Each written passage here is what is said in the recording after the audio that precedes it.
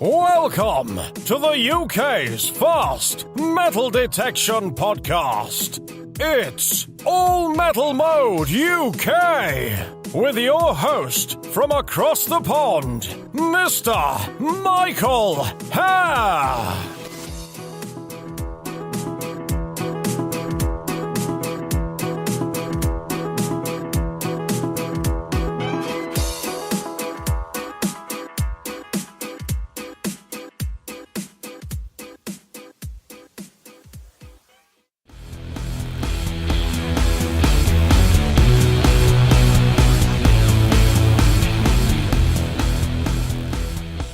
Nocta Macro Detectors is the fastest growing manufacturer in the industry, and for good reason. Many detectorists, including Mike Hare, call us the most innovative, but we are so much more than that. We listen to and care about our customers. We also offer a wide range of detectors to fit all of your needs. Come check out all of our products today at www.noctadetectors.com. Detectors for everyone, everywhere. A lifetime.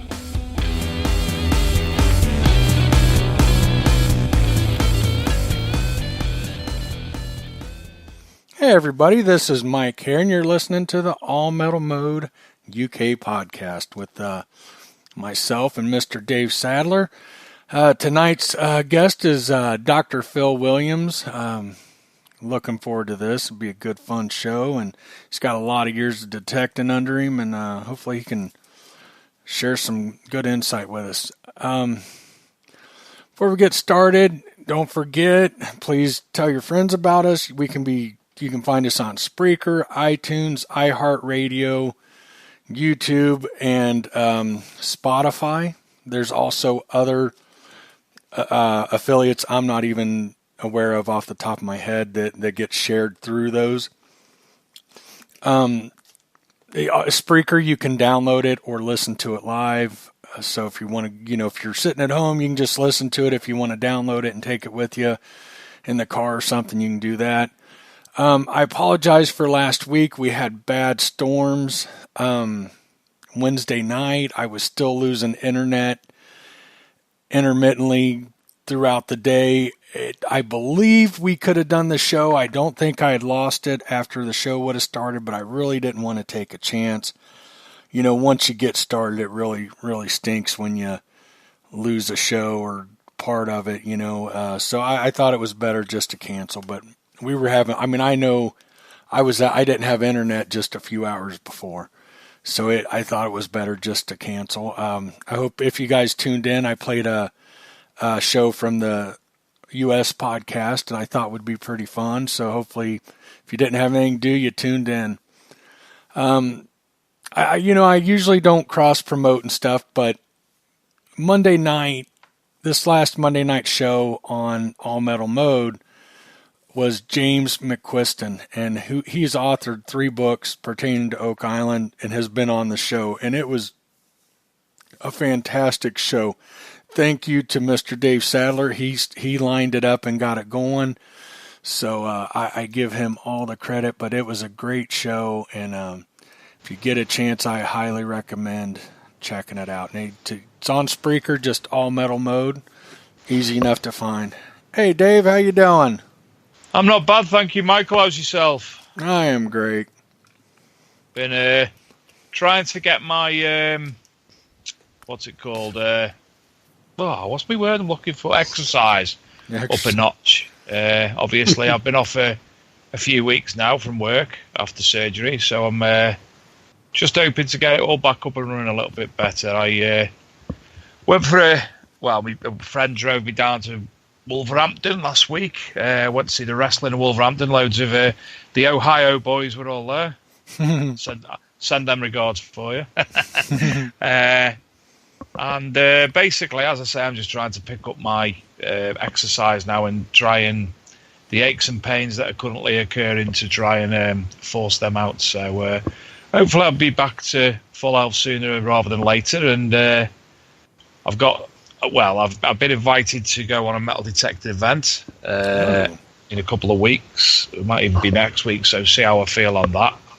And then also I've got We've now agreed, myself and Luke, we've got 3 events coming up in September. The Rodney Cook Memorial Metal Detecting Rally near Bath. I've done it the posh way then. Obviously organised by Gary Cook, which is turning out at the moment looking like a fantastic event. The following week we've got Luke will be going to that one with I think Graham Stokes and Kev Marchese. I think, don't quote me on that. I know Luke's definitely going.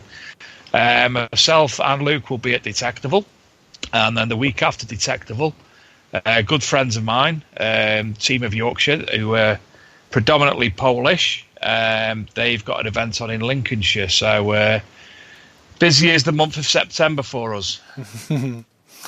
Yeah, you hooked up with them last year and had a lot of fun, didn't you? They're the ones who are pouring homemade vodka down my neck, and when I mean pouring, I mean physically manhandled to the van under threat of death unless I joined in. You're going back for more. Fantastic bunch of lads. I'm actually going to their event, so they've just got full reign on me, really, haven't they? Oh, that's great. We got any news? We've had a few bits and bobs. Nothing major, I don't think. There's nothing that's astounding. I know the Vindolander Trust, which is in the UK, which works on Hadrian's Wall, over towards the Northumberland area, if I'm not wrong. They've been putting out a multitude of fines over the last couple of weeks from... There was a very interesting one of a Roman gaming board that I saw yesterday. Oh, I seen that yesterday as well. Yeah. Yeah, sort of. Obviously, we attempt to publish these all via the Archaeology and Metal Detecting Magazine Facebook page.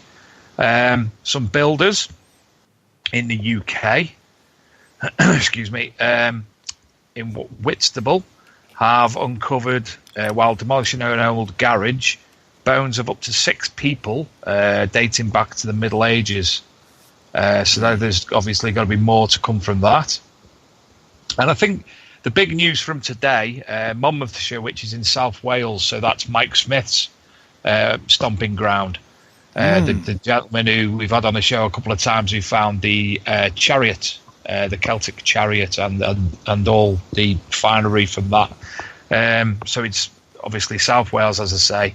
They archaeologists from Monmouth's Archaeological Society believe there is a prehistoric lake near to where the settlement, which they believe goes back to 500 BC. And they found a pot. Now, you wouldn't really think this pot is anything of consequence, but it's a melting pot, or what we call a crock. And it's believed that this crock was actually used to melt gold in, because it still contains some of the gold. So that's very exciting in the UK currently. I'm going to give a shout out, Mike, as we do now and again, to Congleton Museum. And I'm going to also give a shout out to Buxton Museum in a moment. But Congleton Museum, and I know reasonably well the curator, Ian Doughty. He's wrote a number of books, and they've got several Northwest hoards on the property currently. Now, it's a very small museum, but what it contains is phenomenal.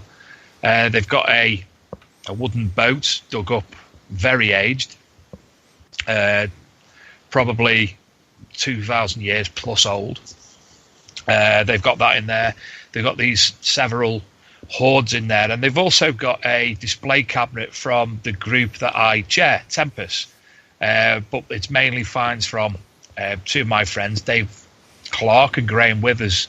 So there's some wonderful Bronze Age finds in there, and there's a fantastic seal that's been declared treasure, which points to the Mannering family. So that's a very interesting find. And also to Buxton Art Gallery and Museum. Now, Buxton's in the Peak District and is a former Roman bath town. It's quite a heavily Roman influence there. And they've just started their, I think it's 2 months display of hoards. And when it says hoards, they've got things from Roman hoard, they've got hoard of Bronze Age axe heads, etc., etc., all over the news, and it looks fantastic. So anybody in the vicinity of Buxton, have a look up on the internet about the hoards that are there currently. There will be, I think, 3 lectures over the coming weeks. One concerning them hoards. Another definite one, Steve Hambleton, who we had on the show, who found the gold torques of Leek Frith. Well, he was one of the finders. There'll be an archaeologist discussing that and much more. So have a look out for the Buxton Museum things that are going on currently. And that is the parish news. Real quick, I want to ask, you brought up Mike Smith. I seen a post where it seemed like he wasn't real happy with how that was going. Have you talked to him or seen any of that? I've not. I'm now. Don't quote me, Mike. But from the post that I read, I don't think it was that site. I think it was concerning a gold ring. So okay. I don't know exactly what's happened, but I know there's been some unrest in the camp regarding something. I'm not 100% sure. I haven't spoken to Mike personally because obviously I don't want to be involved in hearsay. You want the information from the horse's mouth, so can't comment on that, I'm afraid. Okay, understand. Okay, so let's get into it.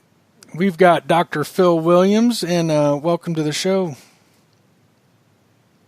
Thanks, Mike. There he is. Talk. You can hear me okay? Yeah, you sound great. Good. So, I told you in the beginning how it goes and stuff, and I want to get into some other stuff, but we start off pretty basic questions, and, how'd you get started metal detecting, and how long have you been doing it? Okay. It's when my children were young, talking about 30, 40 years ago. It started when I was on holiday, really, in the south of France. We used to travel down there, and used to take the car on a train and travel down what I call water rail, and we used to spend a fortnight or so down the South France or South West. And one thing about the French beaches were that in those days they used to have the 10 francs pieces, which are very big, slightly bigger than the £1 coins we have here in the UK. And they were very easy to find. So on a typical 2-hour or so outing in the morning, I could find about £14 worth on average every day, which used to help to pay towards the breakfast. So I used to get up early, about 6 o'clock, and go detecting for a couple of hours while the family was asleep. And used to have the fresh air, and it wasn't too hot at that time in the morning. And then on the way back, I used to call at the patisserie and get some nice French bread and some croissants, etc. So for breakfast. So when I got back at sort of 9 o'clock or so, the family were up and ready for breakfast. So that was a win-win situation. The other thing I enjoyed about the French holidays with detecting is that I would often see French school children, and they would be very nice. They would ask simple questions and would deal with my pidgin French, because if you speak to an adult Frenchman, of course, they will automatically go straight into English. But if you speak to a French child, they usually will try and persevere in French. So that helped my French a little bit, which is nice. Now, do you still do that? That's how I really got into metal detecting, as I say, about 30, 40 years ago. Now I'm retired, or semi-retired. I obviously do a little bit more now, and member of a few clubs around the Midlands area. John Wells is one of the chairman of one of the groups I belong to in Coventry, for instance, who was on the show a few weeks ago. I've had a series of detectors during time. Started off with a C-scope, basic C-scope instrument. Then went to a White's, graduated to a White's Machine XL system. Then I've had a couple of Garrett's. More recently, I've had a Deus and a Macro Racer. Just over a year ago, I swapped to the Equinox 800, of course, like a lot of people. Mm-hmm. And I've just recently picked up a CTX 3030, as they're now over here quite a good price because people have selling them and switching to the Equinox. Mm-hmm. Now, how do you like the CTX? I do. I like it very much. I've only just started to use it. So one of the concerns I had was its weight, of course. Mm-hmm. But if you use a sling, You can buy various slings, harnesses, which help to take the weight. It's a very good one I've used from Detector Bits here in the UK, which is quite compact, and it's about 25 quid here, and that does the job nicely. I've also got a harness. When I picked up the CTX, I also got the guy gave me the Pro Swing harness, which I haven't used yet, but I've got a larger coil as well. So when I use that, I'll probably use the bigger harness. I gotcha. Now, do you have enough time on it to briefly compare the 800 and the CTX? Yeah, briefly. I haven't had a lot of time, unfortunately. But from my experience and also talking to other users, I think the CTX is slightly better in some ways. The disadvantage is the weight and the price, of course, if you're buying it new. Right. The Equinox is lighter. It's a good machine. The only trouble with the Equinox I found is it's very sensitive, particularly the small pieces of metal. So it will go down quite deep as well, but which is fine if you're looking for hammered coins. But, of course, most fields you go on have got little bits of metal, little bits of scrap metal. And unfortunately, Equinox is very good at finding them as well. So you do spend quite a bit of time because you can't afford to miss the targets, because it might be a hammered coin. I understand from my experience with the CTX, what I've heard, is it's not quite as sensitive in that respect. But obviously, we'll still go deep and detect hammered coins. So I'm hoping that will be the case, but we shall see. Now, one of the things that surprises me, I haven't used an 800. I have used a CTX extensively. I feel like people are kind of going crazy with, I've seen people trying to trade their CTX for an 800. I've seen people letting their CTX go at just a crazy low price. I mean, somebody who hasn't used an 800, do you think it's all that? No, I just think people, obviously the 800's got a little slightly more modern technology. In terms of performance, I think they're probably very similar. I say the only disadvantage with the CTX is its price and weight. The Equinox has got the lighter, easier swing, particularly if you've got bad arms or shoulders or what have you. But both machines will do a very similar job. Yeah, okay. And it's like cars, it just depends on your personal preference, really. You've got to find you've got to walk over the treasure to find it anyway, So sometimes the machines are a little bit, doesn't matter which machine you use within reason. You've got to find it, you've got to walk over the history. May I ask, Philip, what have you got the doctorate in?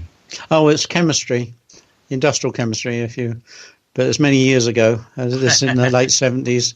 I got a BA honours and a PhD in chemistry. That was many years ago. But more recently, obviously, I am a scientist by profession, but I've been more on the sales side.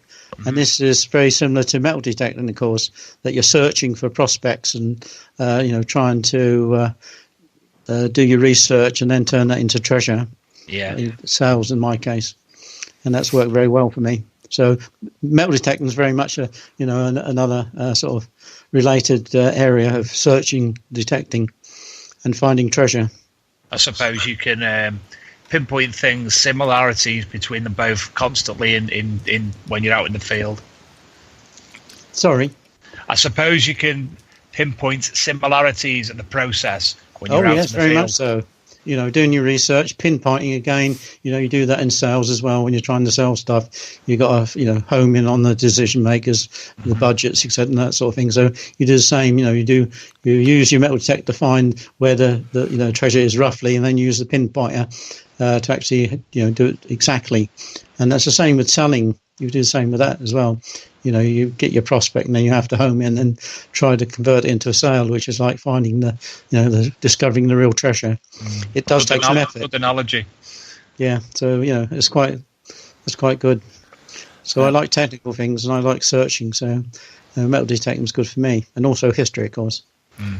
I apologize, guys. A sneeze come up on me, and I don't think I got fully muted before it started, but I think I got most of it. But so detecting that long, I'm sure you've got just some amazing finds. Would you mind sharing some of your favorite finds over the years? Yeah, I haven't found a great deal. I haven't found any hoards. Last year, just before Christmas, I did find a nice gold sovereign, George IV, 1824, which is my best find recently. I found the usual sort of cartwheel pennies and a few Roman. I haven't found much Roman, unfortunately. I found last year I found 3 bronzes, not fantastic condition, Roman brooch. Found a few hammered coins. Best one was a groat. Found a half Elizabeth East, half groat, Elizabeth I. And a few hammered coins last year. I haven't found any of this year though. But not. You sound like you're a coin guy. Yeah, I've always had an interest in coins. Mm-hmm. Which is sort of obviously related to the history of metal detecting, because it goes hand in hand, of course. Right. Yeah. Absolutely. But I'll take anything that's sort of I would call treasure. Right. Not necessarily worth money, but of interest, from the history point of view. Discovering something that's been buried for thousands of years, potentially. Mm-hmm. Mm-hmm. Yeah. Well, not a little different here in the United States. We're pretty happy with hundreds of years, but yeah, I do get what you're saying. Yeah, we have the advantage. Yeah, but we don't have the Civil War, of course, that you had in the States, which is quite an interesting period. Right. I've got a guest on. He's become a regular on the U.S. show, and he's been detecting since like 1972. He's 72 years old, and all the stories that guy tells and the stuff he's found is just incredible. Absolutely incredible. Yeah. No, I haven't been that particularly lucky. I'm lucky in love, you're saying, but rather. But, now, since you've retired, are you metal detecting more? Slightly, yeah, I am. I've also created my own website recently and a Facebook page called Happy Detecting. So it's happydetecting.com for the website, and the Facebook page I started at Christmas 4 months ago today, and that's now got 660 odd members. Nice. So that's really taken off well. Where you publish the usual finds and videos and all the usual stuff. But the website I deliberately created because I wanted to try and collect a lot of information together on one site, and also to push a few things that I'm interested in. I gotcha. So, yeah. Can you tell us about the website? Yeah, certainly. It's basically got 6 elements to it. It's what makes you happy when you're detecting. What's the reason I saw when I was doing the site a few months ago, started it up. I see there was a few questions on various Facebook groups, etc., saying what really makes you happy. Is it just finding something valuable, or what have you? But I sort of thought about it, and basically there are 5 or 6 main reasons which make happy, which on my website, which say, the first one is health and happiness, getting fit. So this covers things like, the exercise, and this not only applies to physical fitness, but also to mental fitness. Sort of develop your mental ability, especially when you get older, like myself. It's a good learning process. The more you learn when you get older and use your brain, then it makes it, helps your general health as well. Also, with health, for instance, it stimulates the nerves, and when you're detecting, I always have the background hum on the detection threshold level, so that's a bit like meditating. Obviously, I get waked up when I hit something. It's interesting you actually put it in that manner, because obviously we've all got the ability to turn off the background hum, but I prefer to have mine there. Okay. I've always thought of it as a companion, but yeah, meditation you could quite easily call it. That's a good point. Yeah, time goes when you're detecting. It does. Yeah, it does. Besides the health and happiness, the fitness side, it's one of the reasons why I do it, because I go out a couple of weeks and I'm out I don't go out for a full day normally, but I'm out for 3 or 4 hours, and that's twice a week, so that's good exercise. But Also, the other aspect of the website I like is the learning side. This is learning about the kings and queens of England, the coins, medieval history, Roman, the Saxon, etc. And one of the things I've tried to promote on my website, and also I've given a few talks at a few local clubs, is on using memory techniques. There's a book by a chap called Ed Cook. It's called Remember, Remember. And it uses a journey method. And what it does, it takes you through a story of a schoolboy getting up in the morning and going through his house, having breakfast, etc., and going to school. And through various stages of the journey, he meets all the kings and queens of England. And to make it memorable, it paints it with pictures and actions. And they're the three sort of keywords, picture, action, makes it more memorable. And the sillier you make the image, the more likely you are to remember it. So, for instance, he starts off with the boy being woken up first thing in the morning by a warlord chucking a bucket of offal over his head, covering with this horrible, slimy, smelly offal. Okay, and this tells you this is King Offa, the first of the sort of kings that we know well. And on his bedside table is a clock, and it has 7:57, which was the date that he became king, and this Offa became king. And it's also a Mercedes clock, this alarm clock, and that tells you is the House of Mercia. And these things help you to remember the various things. When he goes to the bathroom to wash off the horrible offal, there's a helicopter flying over the landing, which tells you now going into the House of Wessex helicopter, as they are over here in the UK. Then he goes into the bathroom and meets his second king, which happens to be a big giant egg in the bath, a big blue giant egg in the bath. And this cracks open, bursts. And, of course, this king is Egbert, or Egbert. And he's the second king. And then we meet a series of bottles. And in this story, some of the kings are represented by certain objects. So the first four kings after Ethelbert is Ethel's. So a bottle of ethanol, to put this in your memory, Ethel. So the first one is a shampoo bottle with a wolf's head on. And so this is Ethelwulf. Then the next one is three of his sons he has lined up on the bathroom shelf to sort of clean himself with. First is a roll-on deodorant. So this is in the bottle. So that's Ethel bald, obviously a bald head to put on his deodorant. Then he clips his moustache with a bottle with a bird inside. So this is Ethel Burt. Okay. So not exactly the same, but very close. Helps you remember it. And then his final son there on the shelf is lipstick in a bottle. This is Ethel Red. Okay.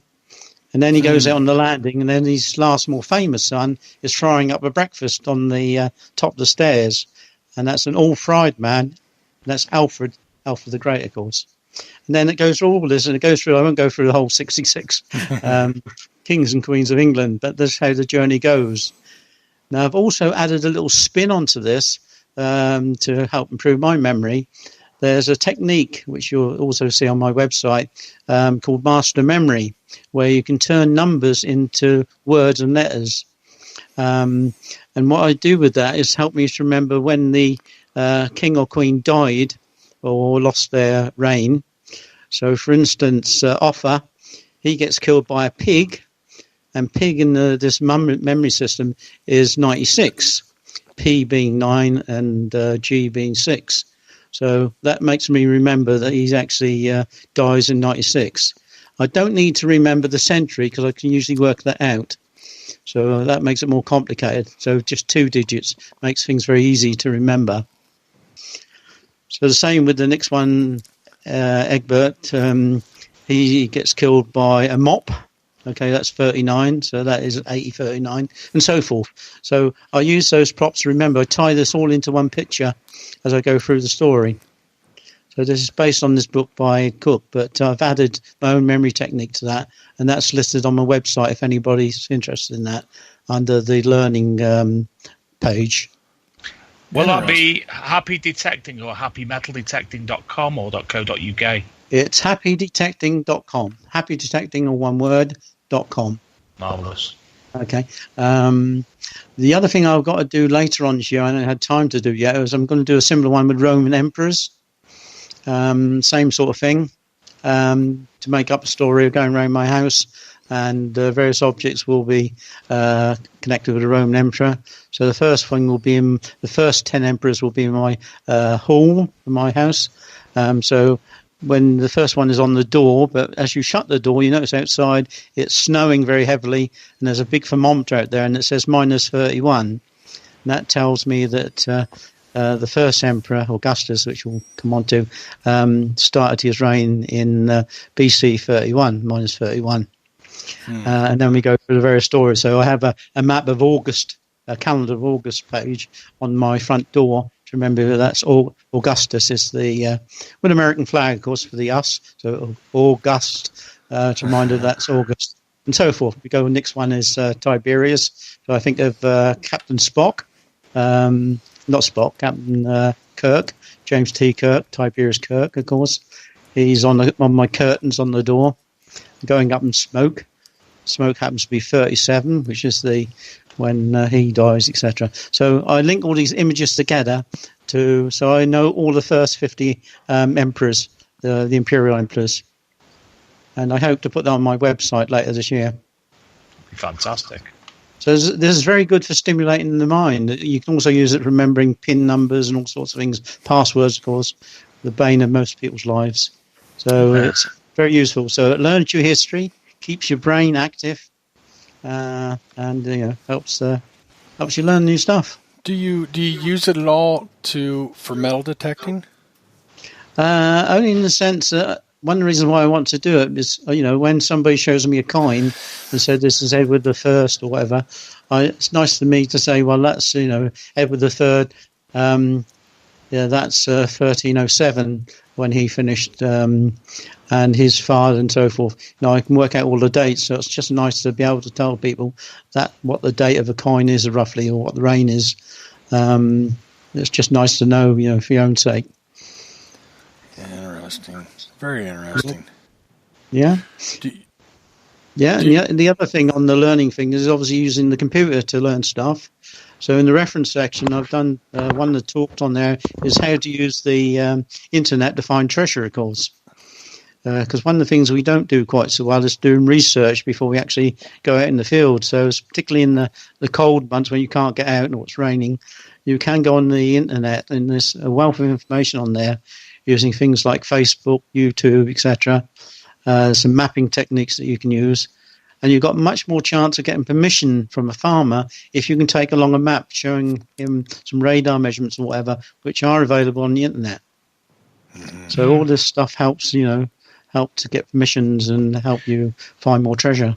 Yeah, I've got numerous of these little maps. Got one in my hand I've just picked up now, the Godfrey editions of the old Ordnance Survey maps and such like. Mm-hmm.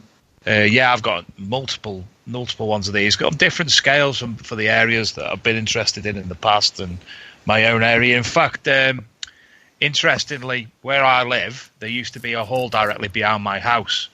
It later become the Yeah. Oh. Dave, you there? No, it's gone. Hello, Dave. I think we lost him. He's still on. We'll give him a second and see what happens. Hey, Dave. Can you hear us? Yep. No. Perhaps I come back in a minute. Yeah, on the map thing that I was going to say to Dave is there are computer programs which allow you to overlay two maps together, either side by side or impose one on the other. So you can compare an old map with a modern map to see, if the boundaries and the paths and that are still there. Are you there? Are you back with us, Dave? No, he's still not with us. I wonder what happened. No. Oh, well. Hopefully he'll come back in a minute. Yeah. I think research is probably the most important thing to success. Well, one of the most important things. Of course, you got to know your detector and everything else, but you can have the best detector and you're great with it. And if you don't put your coil over the good finds, doesn't do you any good. And I think that's where a lot of people struggle. They don't do their research, or they're scared to do it. A lot of people are afraid to knock on doors. And, I just had a really good suggestion brought up to me. I've had several articles written in magazines here in the United States and stuff. And I was talking to a gentleman who's, the guy who's been metal detecting since 1972. He's an author. He's written, I believe, 5 books. And he said, I'll carry a book with me. And especially if it pertains to the site, he said, I'm always doing research and stuff. And I'll, think I'm onto something. And, hey, I write books and I'm writing on this subject. And I think part of this took place on your property. And gets him in really good. We've got a question. Where do you get your old maps from? Mm-hmm. Well, I get mine when I need them, obviously, from the internet. There's quite a few internet sites which have old maps on for free. Some you have to pay for if you want more detailed, so forth. The other thing about the internet, of course, with smartphones, you can actually carry them in the field, of course. You can actually have the maps on your phone and you can compare it. One here we have in the UK, which I don't know what you have in the States, what we call LiDAR, if I pronounce that correctly. It's a survey of the ground done by radar, and it picks up anomalies in the ground. So it will pick up things like moats and old boundaries and other things like that. And that's quite useful, because if you can print that out and then take that or show it on your phone to the farmer, if you're trying to get permission there, he's going to be more curious. If there's a bump or a circle in his field, it will help, break the ice and hopefully get you a chance of getting permission to search it. For sure. Let me see if I can. Dave said Skype kicked him. He's trying to get back on. Let me see if I can add him real quick.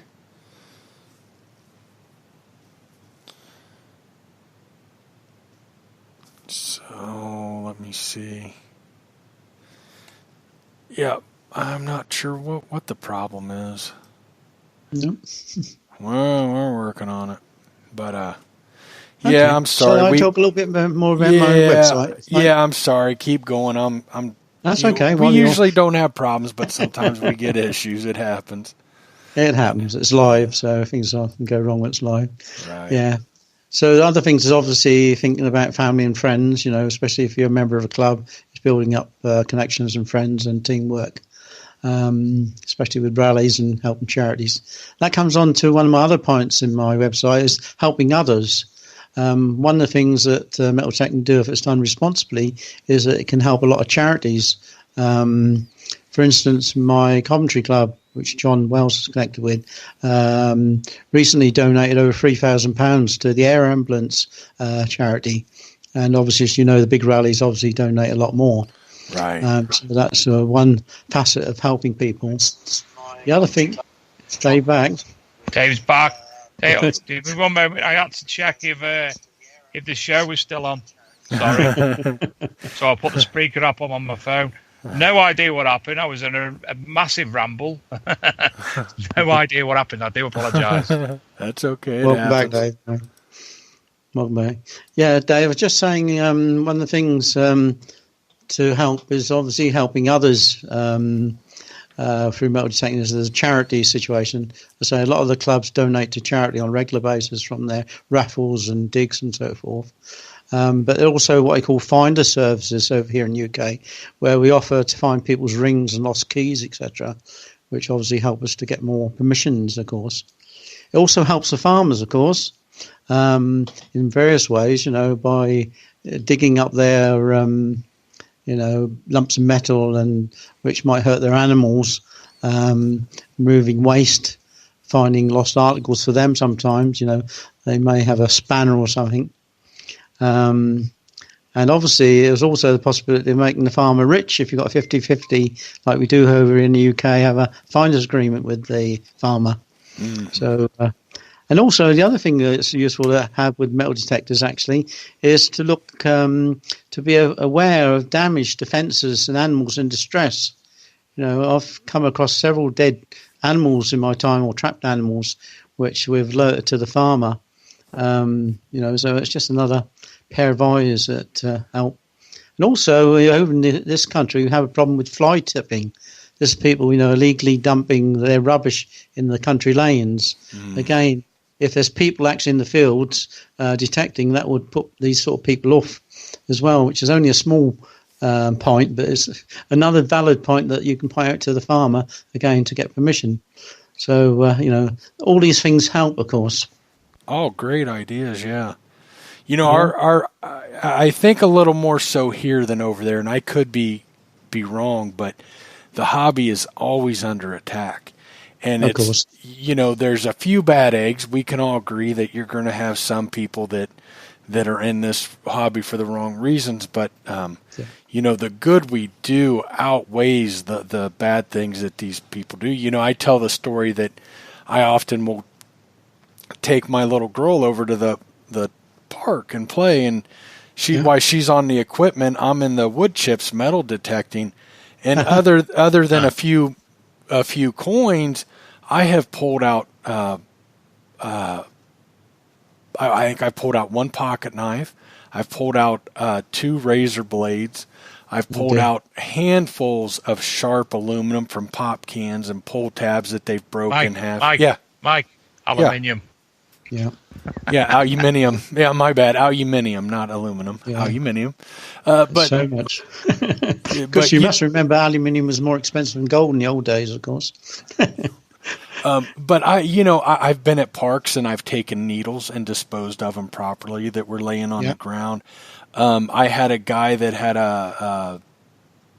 he passed out, his sugar dropped, and I was there. I thought I was going to have to give him CPR. I brought him to, and he was okay. Called an ambulance. We do so much good for the hobby, but that's often overlooked. It's and we've got a guy here in the United States. He was he was the president of, I can't think of it off the top of my head. Anyhow, they fought for our rights to metal detect, and his thing is, anytime that you do something, if you can get a picture taken of yourself, throwing away trash, picking up dangerous things, if you can get the local newspaper involved and stuff, and it does help. It does, and it's worth doing it because our hobby is always under attack. We need more people showing the positive side of it. That's right. That's what I try and do on the website, because I talk about self-worth, for instance. It allows you to become, you may be perhaps a machinist or something, doing a humdrum job, but you can, once you're at the weekends, you can be out there, being an expert in history and coins and that sort of thing, and giving yourself some passion in life. Because one thing we're missing sometimes in our workplace is, having some excitement, and the chance of finding that bit of treasure, even though it might be particularly valuable in money, in historical and interest, it's quite useful, which I think is quite good. And that brings me on to another subject, which is wealth creation. There are a few things. Obviously, the main reason why a lot of people do detecting is they say, to find a valuable object, which is true, of course. That's nice if you do. And here in the UK, 2 or 3 times a year, there's a sort of, million type pound hoard or article found, which is good. But the chances are quite small of finding that, of course. I did do some statistics in one of my talks, and the chances of finding something valuable compared to the lottery here in the UK, you're about 3 times better off, particularly winning a large prize, by doing metal detecting than the lottery. But the odds get a bit more balanced as you go down for the lower prizes. But here in the UK, we find about 1,000, 1,500 objects of reasonable value, sort of £1,000 or that sort of value, which are reported through, we have a scheme called the PSA scheme. So you can keep track of that. And if you divide by a number of real detectorists, you can check out the odds and compare that with a lottery, for instance. Let's say they're quite favourable. So it's still a bit of a lottery, of course, but, it's a very healthy lottery. I love history, and I told you that's why I do it. it's funny because I have found a few valuable things, not thousands and thousands of dollars, but I've over 1,000, several over $100. But my favorite finds really have no monetary value. And so it's, for a lot of people, it's about, looking for that big treasure. But I think even those that get started and oftentimes find once they get into it, they love the history. They love that old find, and it doesn't, it's when you find something like that, something that's historical, something that's got some age to it and stuff, it's priceless to you. It is indeed. It's quite interesting, actually, because when I was doing a talk for this, I was looking up hammered coins, of course, because here in England, we like to find hammered coins, the medieval period. But you can actually buy these on eBay quite cheaply for about £5, the sort of condition that we normally dig up. You can actually buy them for about £5 on eBay. So for money, as you say, it's not really for the money, it's for the history. Mm-hmm. But that $5 coin on eBay will never mean as much as the one you dug yourself. No. You know what I mean? Yeah. That just shows it's just not for the money itself, it's for the interest. Right. Absolutely. Because one thing you have in the States, which is not so good here, is prospecting for gold, of course, which obviously is not so big here. Wish there was more gold areas here that we could get to and do prospecting for gold, of course, which is another way of finding wealth. Right. Some people actually make money out of metal detecting as well, by selling articles. I do that on my website, got detecting goods, detectors, etc., which they're available to buy.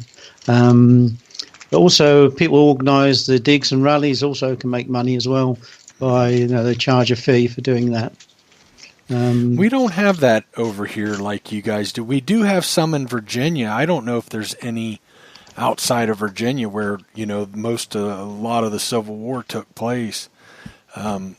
But we don't have the rallies and stuff but we don't have the history like you do either. Our history goes back a few hundred years, not a few thousand, but, and we don't, there's not people really selling stuff here. I've heard of, there's a guy I talked to that was on vacation in Florida and ran into a guy detecting the beach. He was detecting every morning. He stopped and talked to him one morning as he was finishing up, and he said, do you find much, and what do you do, and this kind of stuff, just talking guy. And he said he'd retired, and every morning he walks down the beach a mile and back, and he had cashed in somewhere around $60,000 worth of scrap gold that Good gracious.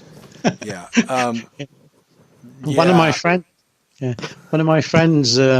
used to collect, when he used to do metal detecting, he used to put all his scrap in a box in the garage, and when it got full, he took it to his local scrap merchants and got about 80 quid for it, which he wasn't expecting, which was a bonus.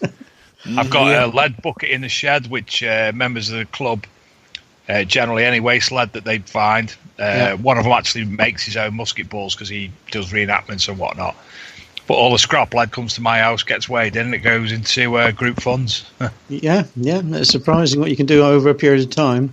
There was another article which was in the Archaeological and Metal Detecting magazine about an old boy who retired and went round the local school playing fields, detecting with the permission of the school, of course, headmaster. And he found, I can't remember what it was, nearly £2,000 worth of coins. Wow. Which he donated to the school for their funds. But, of course, that's when we had the £1 pieces, of course. They've changed recently, as you probably know, to the more modern ones. So I think the banks are still taking the old ones. But so he was really doing a good job, for the schools. I'll tell you a really, really neat story that I find so interesting, and it really goes back to, I couldn't tell you how, I'm sure you guys see it on social media as well, as, I don't have much money and I don't know, I want this detector, but I can't, I want an 800 or I want an Amphibio or an E-Track or, one of the more, but they can't afford it. And I really that aggravates me. I know a guy that had a young family. He couldn't afford it, so he went out and bought him. I believe, don't hold me to it, but I think it was like an F2, a Fisher F2, which is very affordable. And in 1 year of going to the playground with his kids, he would hunt and find scrap gold, gold rings and stuff and coins. And in one season, I shouldn't say a year, in one season, he cashed it all in, which was over $1,000, and he got the detector he wanted. Good. And so when I see these people complaining, I think, well, if you want it bad enough, there's an easy way to accomplish that. I mean, you can literally go out and dig clad, even if that's not what you want to do. You can dig clad and look for gold to cash in. I mean, if you dig enough, you're going to come across gold. You know, it's going to happen if you go to the parks and stuff like that. So it can be done, and that's one of the great things about this hobby. You don't need a lot of money, and you don't need a bunch of equipment. You're not constantly upgrading. Once you have your stuff, you're set. Yeah, it's you're true. set. It's true. And I agree with that. But good times. Yeah, Dave. You haven't been out yet, have you? Because you're. No, not yet, Mike. We went somewhere the other day, and on the way back, I popped into a couple of farms to see if I could get permission. And that's the hard thing. The subject now, I believe, is so diluted that it's getting a permission to be able to do something that's a massive issue now. Obviously, a lot of farmers know about the different organisations who are running digs and paying extortionate amount of fees to the farmer, which absolutely nothing against the farmer. They've got to make a living at the end of the day, and sometimes farming, agriculture these days doesn't make a tidy living. So they're renting out their land in effect for people to do metal detecting on. But as I say, it's the amount of people now. I think we can all say in the UK that metal detecting is more popular than ever. And I do believe there's more metal detectorists in the country than ever. Mm-hmm. So I can completely understand why I was refused access because other people are on there. Don't have a problem. Don't hold any grudges against that. I asked. I was told no problem. So one of the sites I've been surveying for a couple of years now, it's got, I think, about 6 big fields, and each and every one of them have got a different variety of wheat and what have you growing on. I'm not sure. I'm not good with my agricultural knowledge. So I've been left with a strip of land alongside an old wood and some of the wood itself. But again, it's I'm just getting back on my feet. As soon as I'm back on my feet, I'm sure I'll be there. Yeah. Right.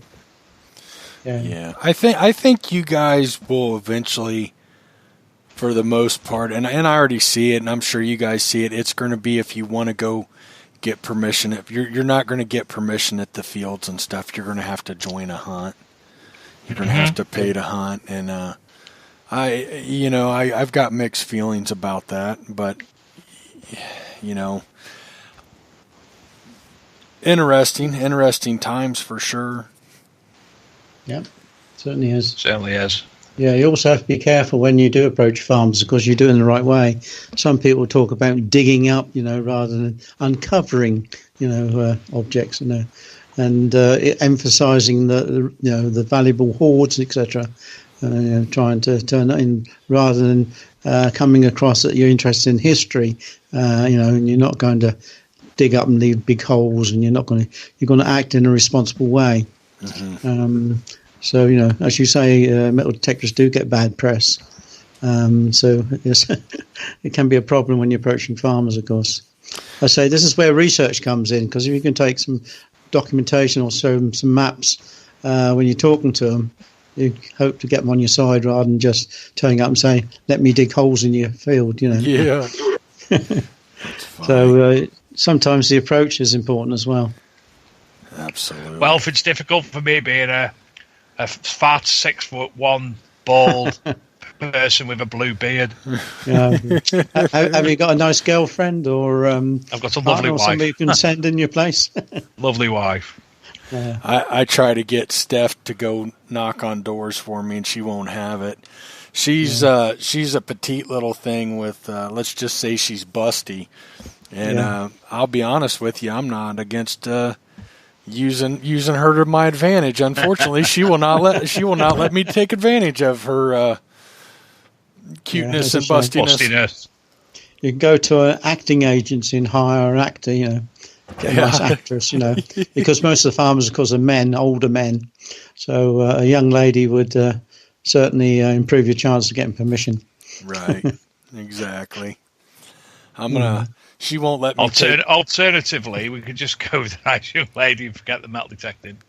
Yeah, I'm a big guy, and I had a friend years ago. He said, "I don't know why you don't just go up to a door and knock on it and say, 'Hey, I'm metal detecting your property.'" He's about 5'4", I'm 6'3", so he just thought I should. Totally kidding, but I've also tried to take the kids with me, and she won't allow that either. So she's a real buzzkill sometimes, I'll tell you. Yeah, I know. It's not easy. It's not easy. That's why I tend to go out with clubs, because that's a lot easier. If you're lucky, if you've got somebody who's active, they can spend the time in doing the research. And because the advantage with that is if they get one or two farms, then if all goes well, then they can usually get the neighbouring farms and they can spread from there. I've been lucky enough this week, Philip, to join a club that you might not know of. It's not far from, as the crow flies, to where you're from, I don't think. Dudley Metal Detecting Group. Okay, yeah. So I've hopefully be going on one or two digs with them in the near future. As I say, it was for the fact that, well, to be fair, looking at the group itself, it's not on Facebook, so there's not 7,000 members. It's a manageable amount of people on an online forum.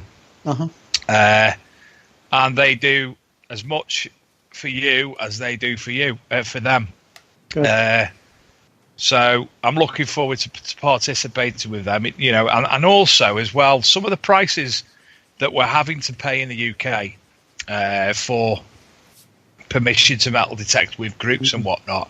Yeah. In some cases, it's an outstanding figure. Now, again, I can understand with charities, they will first and foremost try and make as much money as possible for charity digs, because, hey, that's what it's about. Yeah. But when it's individuals making money, that irks me somewhat.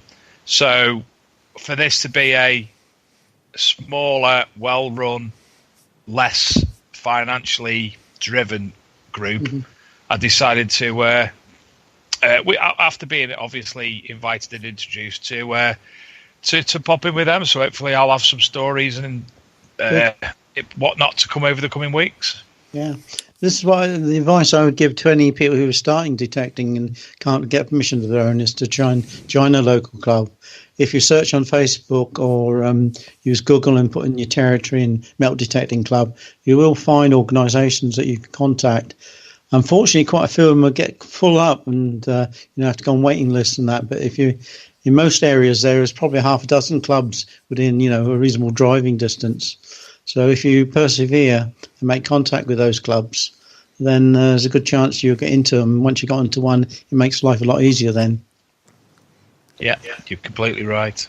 So also it teaches people to be responsible, of course, because the clubs insist on the rules of the, filling up your holes and all that sort of thing, which you should do anyway.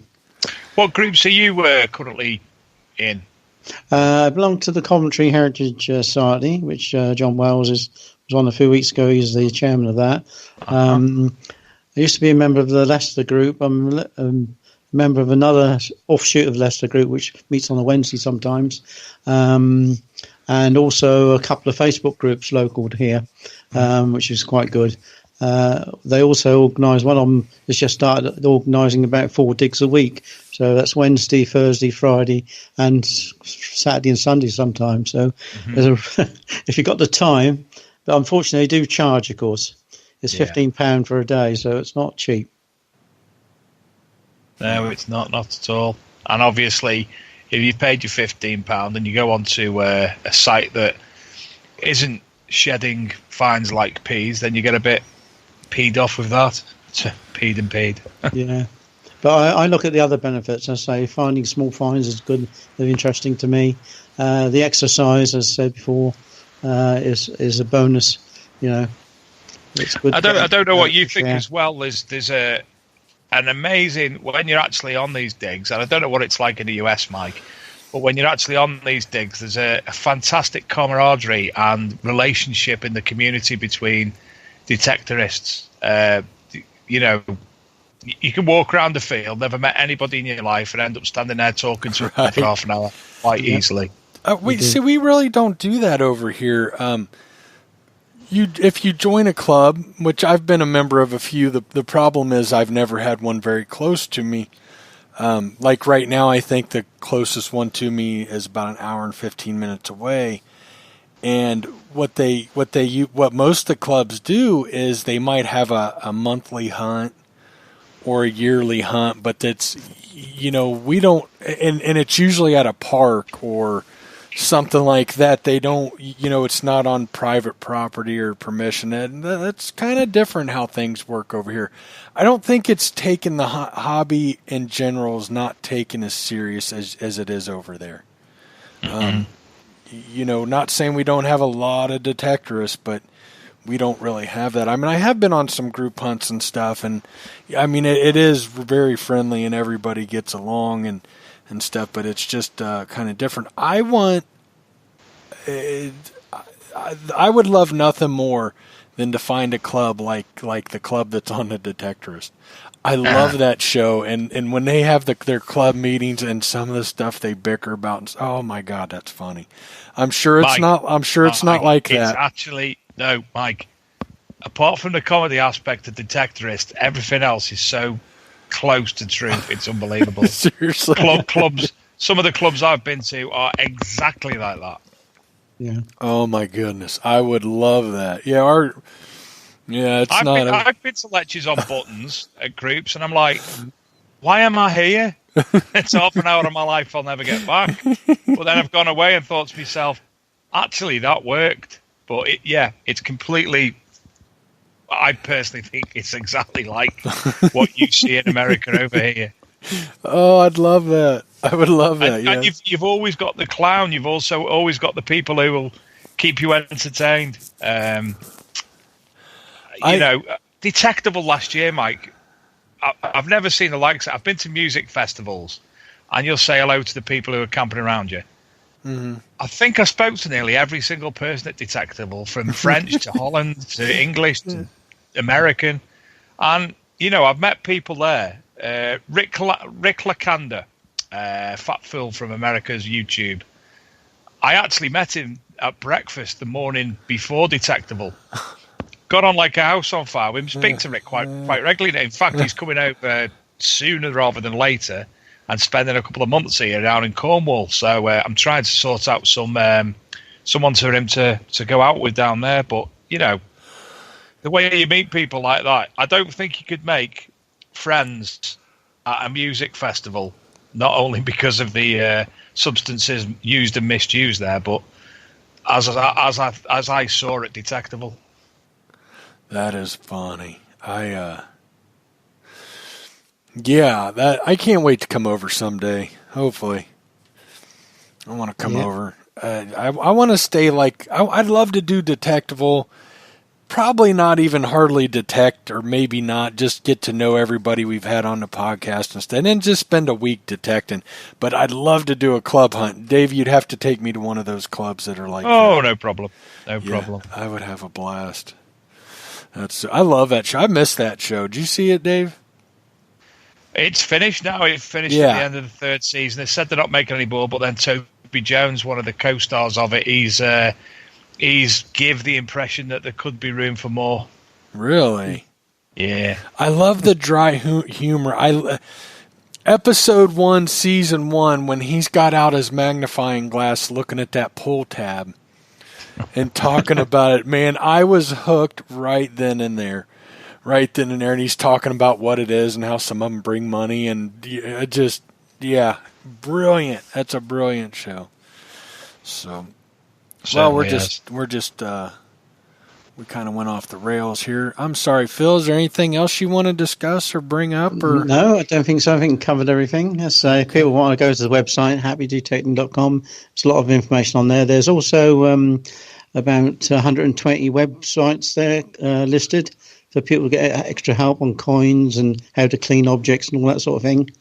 There's a load of ebooks as well available, over 3,000 ebooks listed there that people can buy if they want.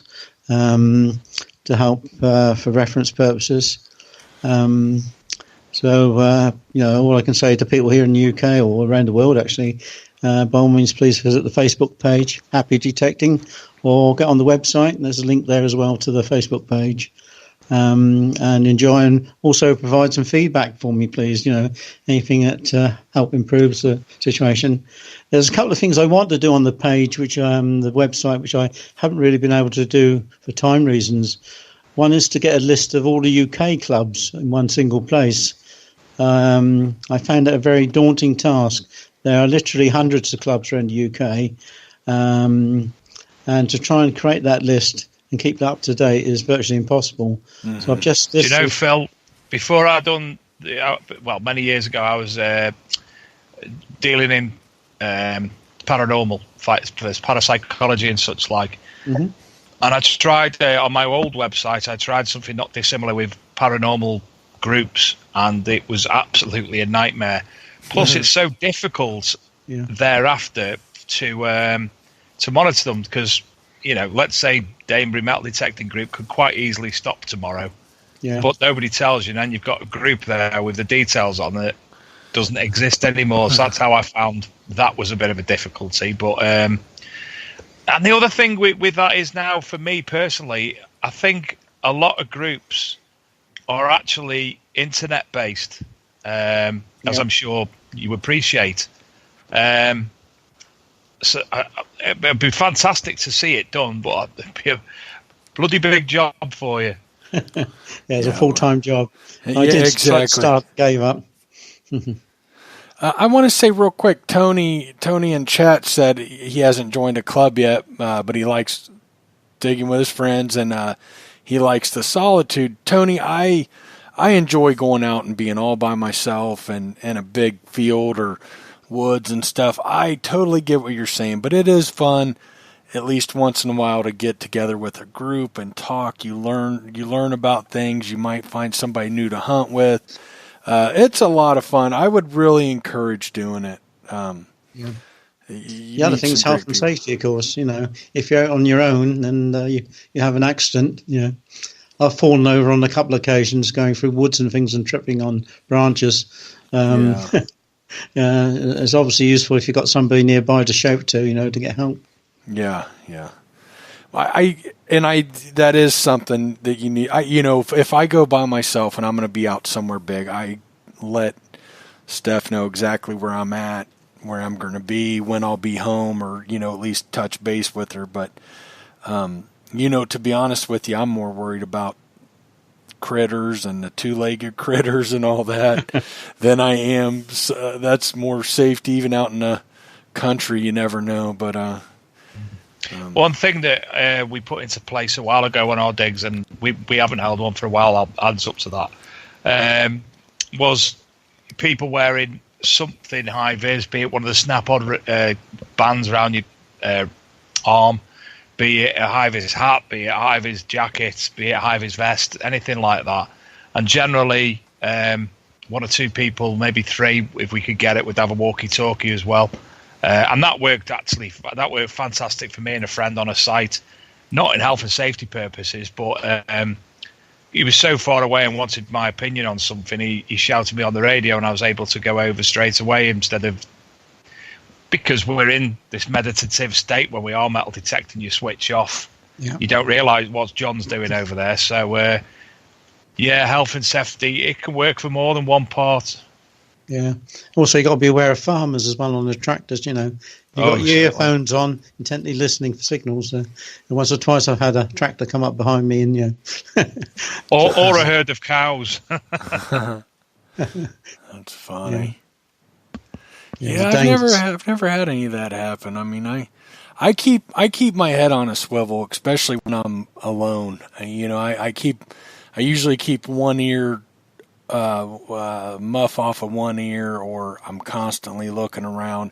If I'm in a big field, I'll just keep looking around and making sure that nothing's coming. But yeah, stuff can still sneak up on you, and you got to be careful for sure. Yeah, gotta be careful, but it can be done. I don't know. I'm like him. I like just getting out and nobody around and don't have to.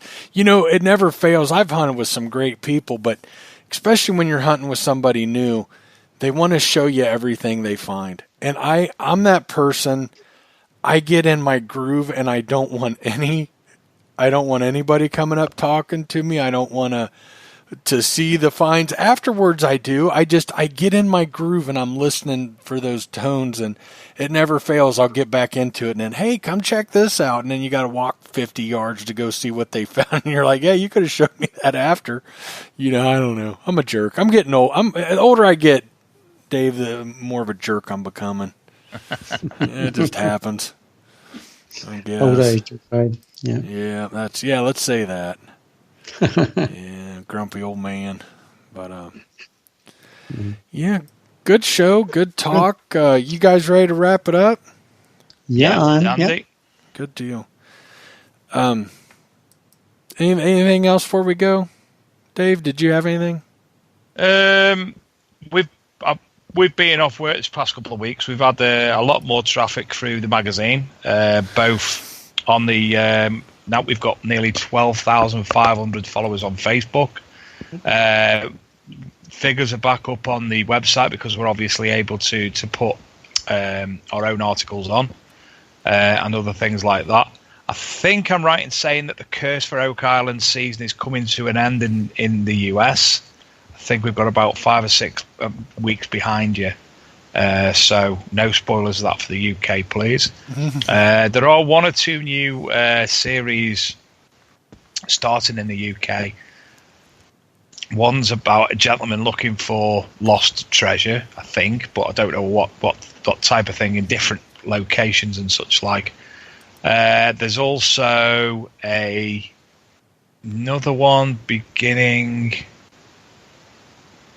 No, that's gone. I have set it. Oh, it's the US. This one out last year. The Curse for Oak Island chaps did the Curse for Civil War gold. They're doing, I think, World War I or World War II gold now. So they've got two programs coming off in the near future. Have you seen the Civil War one? Yes, I have. I think it's kind of horrible. What's your thoughts? In what way? Well, it's just. You tell me, and I'll agree or disagree with you. Well, it's like a really weak storyline. They think there's treasure in the water, but they go to all these different places to try to prove it. I feel like it's a little bit fake that the guys are like, well, he's got to do it now. Well, because you found some square cut nails and where a wagon was burned. Yeah. You know what I mean? It's kind of. I feel like they're trying to act, and it's not working out for them. And it's. I mean, if you do the internet search for what they're looking for, you'll find 100 different conclusions from different people. So much information, it's untrue. So you don't know at what point do I actually believe this as a fact, or is it just made up for TV? That other one they done Treasure Quest Snake Island. Again, that was not dissimilar. Now, don't get me wrong, Mike. I like a lot of the American work. KG and Ringy, although a lot of people don't like them because of the manner of which they express themselves, I thought they were fantastic. Absolutely brilliant. A lot of American historic documentaries like that, even if you look like Treasure Hunters were on the boat, if you look at Gold Rush, any of them similar programs, it all does look like it's badly acting and they're working from scripting parts. Whereas Curse for Oak Island, I think the gentlemen involved in that are intelligent enough to give it as it is. Yeah, and obviously we've spoke to 2 people. We spoke now to Randall, and you spoke to James the other night, and I think they'll both tell you that the chaps at Oak Island are completely and utterly won't have anything to do with any plants or such like. So, is it a good program? They've got archaeologists on site. I don't know if you ever watched a program. Two high-profile detectorists in the UK. I think one lives over in Norway now, called Gary Brunn, and the other chap, Gordon Heritage, along with an archaeologist called Mike Webber. They made a program called Hoard Hunters, and it was, I believe, a TV introduction to proper metal detecting, the way to do it properly, the research.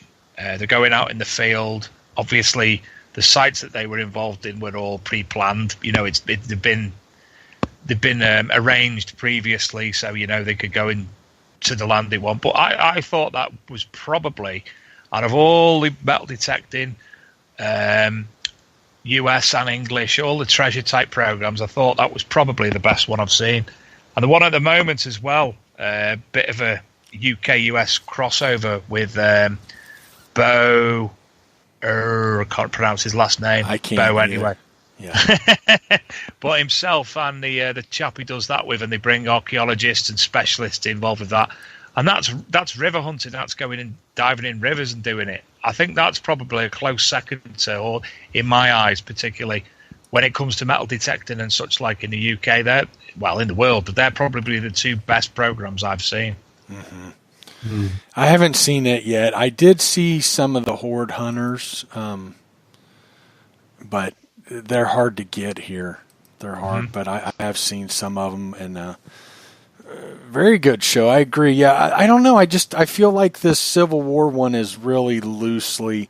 I don't understand. They're talking about this in the water, but then they're looking for train tracks on a beach, and they're down in where was it? I can't remember, looking for that wagon trail, and it wasn't really related. Okay, it's related. I get that, but why aren't you going out and looking for it specifically instead of trying to prove that it happened? You know what I mean? It just, the way they kind of pieced it together, I thought was really funky. And I love Oak Island. I think it is very legit. I think the Laginas are absolutely genuine. I don't know if you heard the show, Dave. I don't know, until you were just now talking about it. You're still off of work. You should have co-hosted that with me. Or I should have at least offered it. 2:00 in the morning. Well, why not? You're out of work. You could have grabbed a couple beers. I go to bed between 8 and 10. You could have grabbed a couple beers, took an afternoon nap. Oh, mate, I don't do nights. I'm not a badger or a prostitute. I don't do nights. Well, I understand that. Okay. Well, guys, let's wrap it up. I'm ready to call it a day. I've had a rough week. I'll tell you, I got stung by a wasp today. Oh, damn. Yeah. I actually, it landed on my back, evidently. I walked into the house and sit down, and when my back hit the back of the couch, it stung me like twice. Okay. I've been stung by bees and stuff, but man, does that hurt. Felt like somebody shoved a needle in my back. Okay. Texas, it tries to eat you and kill you. It's tough. It's tough here. And gives you big steaks. Yeah. Oh, yeah. We do get some big old steaks, though. That's for sure. All right, Phil, thank you so much. It's been a real pleasure, and enjoyed having you as a guest, and thank you. Okay, and thanks for inviting me, and just wish you happy detecting. Pleasure to finally speak to you properly, Phil. Okay, Dave, nice to meet you. Take care now. And you. Hope you recover Mike. soon. So do I. Good night, guys. Good night, Mike. Good night. I shut him down.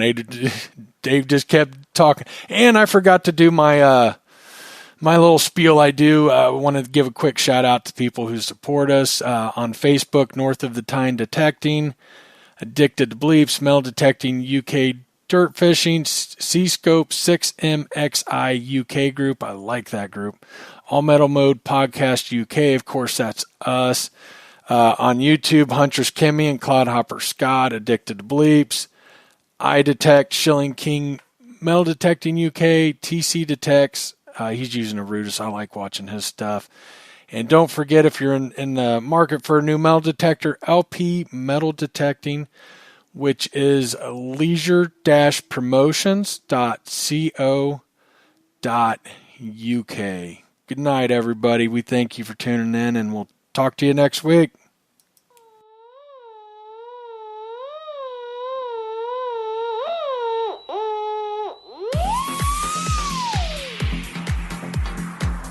The Archaeology and Metal Detecting magazine acts as a hub for information, offering articles from archaeologists, detectorists and other specialists throughout the genre, featuring many links, event info and news articles associated to archaeology and metal detecting. We also offer professional review services and promotion for books, resources, videos, documentaries, gadgets, equipment and much, much more. The magazine is run by the archaeological and metal detecting community for the archaeological and metal detecting community. So come visit us at archmdmag.com, that's archmdmag.com, and check out information from our media section with all the latest content, news from the Archaeology Channel, podcasts and the YouTube channels that feature the now legendary Digger Dawn, The Man with the Hat and Archeo Duck, just to name a few. If you would like to offer an article, link or inquire about other services, then pay us a visit at archmdmag.com and drop us a line.